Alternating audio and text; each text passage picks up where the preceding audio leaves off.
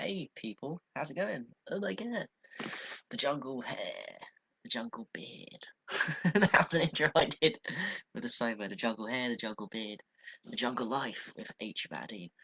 Okay, so I had a feeling yesterday that I wanted to share something of my past with people. I think I've shared before, just like the information and how I perceive this information to do with trauma, to do with self-esteem, to do with self-esteem damage from positive to negative, and how we can transmute from uh, positive to negative self-esteem damage to low self-esteem and rise above to a higher evolution of self-esteem because it's all about self-esteem. Life is all about how you perceive yourself because that keeps you internally happy. Your confidence comes from self-esteem. Your happiness, your gratitude comes from self-esteem. Self-esteem is under attack. That's what's under attack. The world. The world is attacking your self-esteem. It attacks it from the moment you're fucking born. From conception, you are attacked, your self-esteem. Why? Because the world, people, all the people have self-esteem damage and trauma damage, which most of them don't go on a conscious journey to fix.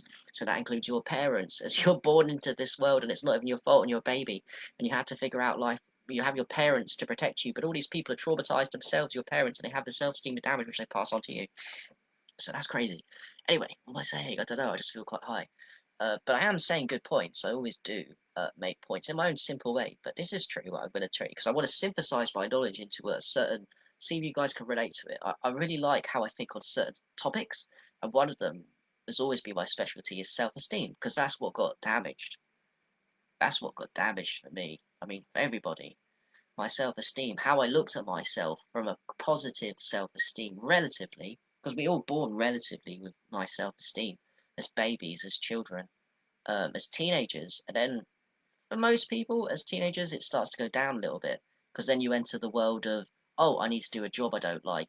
Oh, I need to do this. I need to meet my parents' expectations for a job, and all this bullshit gets put onto you, and the self-esteem starts going down. But mine didn't go down a little, and I suspect a lot of you guys didn't go down a little too. It went down a fuckload during school. And what happened was, from a relatively positive self-esteem at 13, 14, I started creating uh, uh, uh, um, the positive thoughts started changing to negative thoughts in a simple way of saying it. And when the positive goes to negative at school, which is a traumatic environment, I feel, school to me is an environment full of judgment, of cliques, of groups, of like ostracization, of peer groups that don't talk. You know what I mean? It's all fucked up, you know? So it's thoughts at school going from positive to negative that removes your positive self-esteem. And now all of a sudden, positive as self-esteem doesn't require, but it likes positive attention. That's one way of looking at it. So when you have good thoughts and positive self-esteem, you will you will vibrate a level where you get a positive uh, uh what's the word for it? I fuck what I'm saying. Positive you will get positive people come into your life. You'll get positivity come into your life because you have positive self-esteem. Anyway, when you start going down the path of negativity, depression, suicidal thoughts, all of a sudden the ego doesn't have a loop, a story of positivity to go on, of positive attention. You don't get you start losing this desire for positive attention because the brain isn't at the capacity to have positive attention because it's a negative frequency. You're having negative thought loops. You're going through you're going through dark thought patterns, and you're now switching up from an addiction in a way. Well, not addiction, just a desire for positive attention, which is normal. It switches to a desire to negative attention. That is, by the way, the definition in my mind. It's actually pretty deep.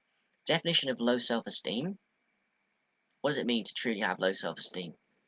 Well, when you get to that place of low self-esteem, what happens is the ego, your ego, starts, instead of desiring positive attention, like positive attention, desiring is just having a chat with someone and being normal, having a normal social conversation, going out and making someone feel good, whatever. That's positive self-esteem. But when your self-esteem goes, due to this, your ego has to protect you, but it can't protect you with positive attention anymore.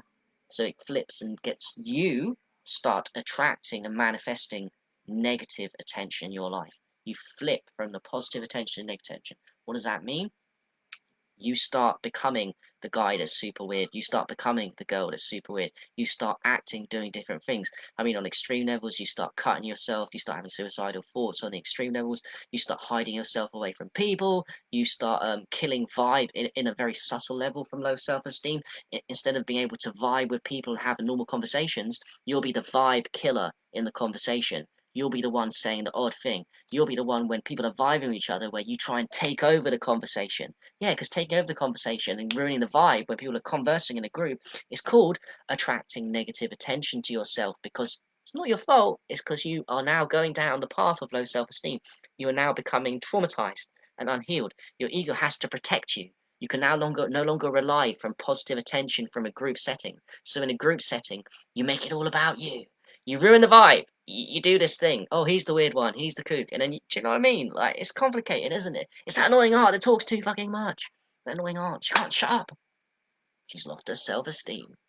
So she attracts negative attention. She kills the vibe. And that's okay, because we find it funny. The ones with positive self-esteem are like, oh yeah, that's really funny. There's her role. She's now got low self-esteem. She's just the annoying aunt. But the problem is, that's an ego role. She's the annoying aunt. How's she supposed to fix herself? Because you've given her this role and acceptance in the group as this annoying aunt, so she stays the same. Love it. Anyway, like, yeah, it's addiction to negative attention. That's what happens when your low self-esteem goes down. Oh, I've been addicted. I'm sure you guys can relate. Being addicted to negative attention. My God. Jesus. Like, you know. And then, once you become addicted to negative attention, you have low self-esteem, you get addicted to it, it becomes the journey for you of awareness of like, am I going to accept this addiction to negative attention? Because my ego was so kind to protect me. Because it's ultimately a beautiful thing. The ego, listen, do you know why the ego switches from addiction to positive to negative attention? I'll tell you why.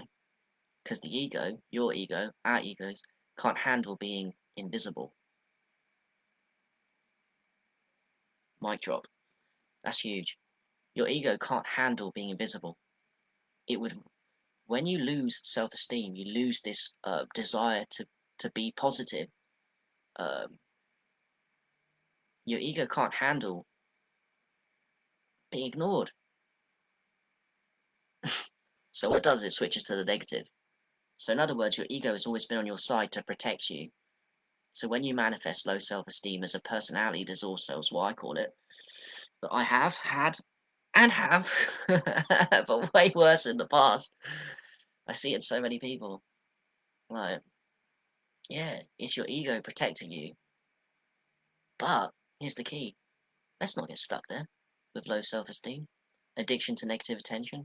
It sounds bad. Addiction to negative attention. It does. It is bad. I'm making it sound bad. It is fucking bad. Don't get stuck there.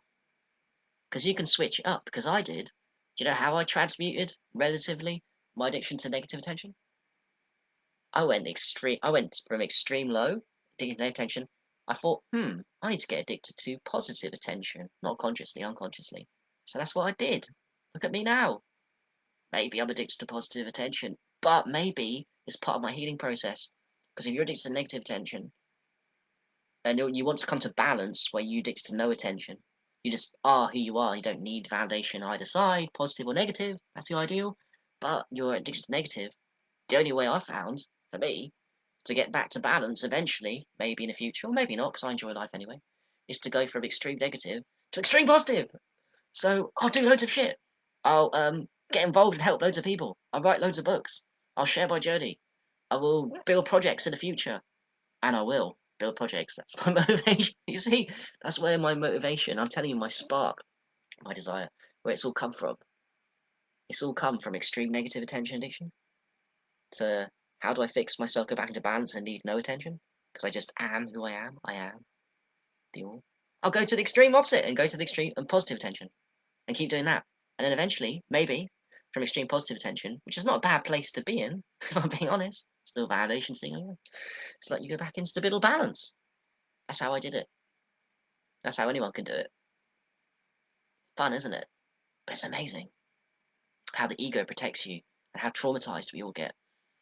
And it's okay whichever stage of journey you're at, because it's just a journey. You either transmute it in this lifetime or not.